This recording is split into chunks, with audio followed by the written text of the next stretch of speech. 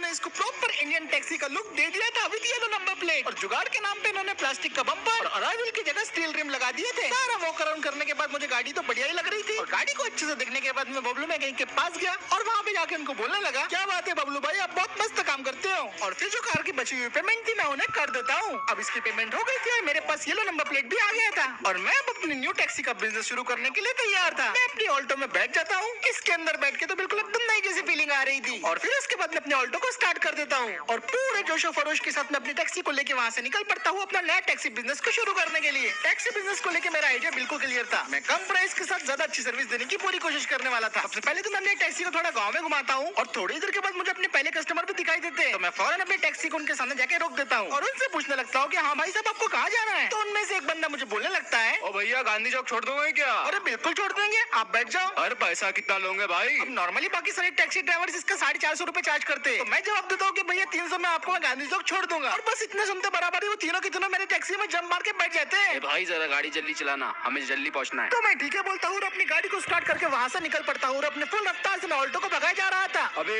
मैंने इतना तेज नहीं बोला था, बस इतनी स्पीड से डर गया। भैया और भगाओ बोला। उनकी बात मानते हुए मैंने अपनी ऑल्टो को और ज्यादा एक्सेलरेट दे दिया था, और अपनी ऑल्टो 100 की स्पीड को टच कर रही थी। मैं अपनी टैक्सी को सिर्फ सबसे सस्ती ही नहीं बल्कि सबसे फास्ट टैक्सी भी बनाना चाहता था, और मैंने दिमाग में सोच के रखा था कि इन लोगों को सिर्फ 5 मिनट के अंदर मैं गांधी चौक पहुंचा ही दूंगा। थोड़ी देर बाद मैं हाईवे से निकल के सिटी रोड्स पे आ गया था, और ज्यादा ट्रैफिक की वजह से पैसेंजर लोग काफी डर रहे थे। भाई सामने देख ट्रैफिक है, अरे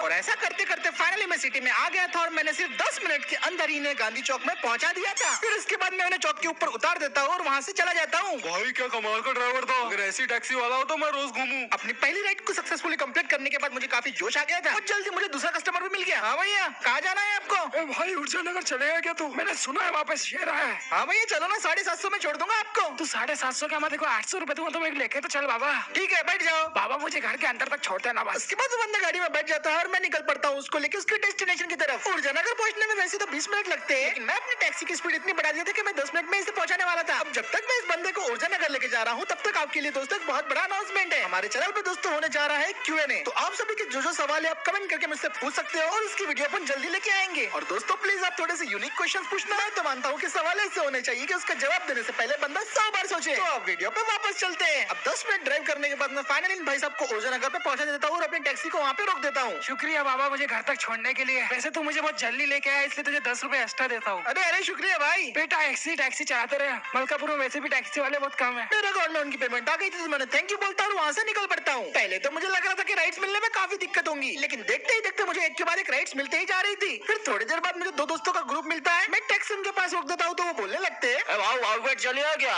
हाँ बिल्कुल आ जाओ। 3 सीट का तू कितना लेगा भाऊ? 1200 ही लगेंगे भाई। तो देर किस बात की, जल्दी चल। मेरे टैक्सी के बिजनेस का सिर्फ एक ही मकसद था, सबसे पहले मुझे अपनी मार्केट में जगह बनानी थी, और इसके लिए मैं कस्टमर को ऐसी प्राइस बोल रहा था जिसकी वजह से वो टैक्सी में बैठने से इनकार ही ना कर पाए। मैंने देखो आज से पहले कभी देखा नहीं। तू क्या शहर में नया टैक्सी ड्राइवर है? हाँ मैंने अभी अभी चलाना शुरू किया है, और ऐसे गप्पे मारते मारते हम लोग बाउपेट को पहुंच जाते हैं। सबसे बढ़िया बात तो ये थी कि ऑल्टो का एवरेज मुझे 25 का मिल रहा था, जिसकी वजह से मैं काफी कम पैसों में लोगों को लॉन्ग डिस्टेंस तक ट्रैवल कर पा रहा था। अब इस बंदे का घर भी आ गया था, तो मैं इसके घर के सामने अपनी गाड़ी को रोक देता हूँ। लो भैया आपका घर आ गया। अरे तुझसे बात करते करते तो मेरा घर ही आ गया। बहुत जल्दी लेके आया तूने, इसलिए मैं 50 रुपए टिप देता हूँ। सलमान भाई ज्यादा पैसे के तुम्हारे पास 50 का खर्रा होता था ना।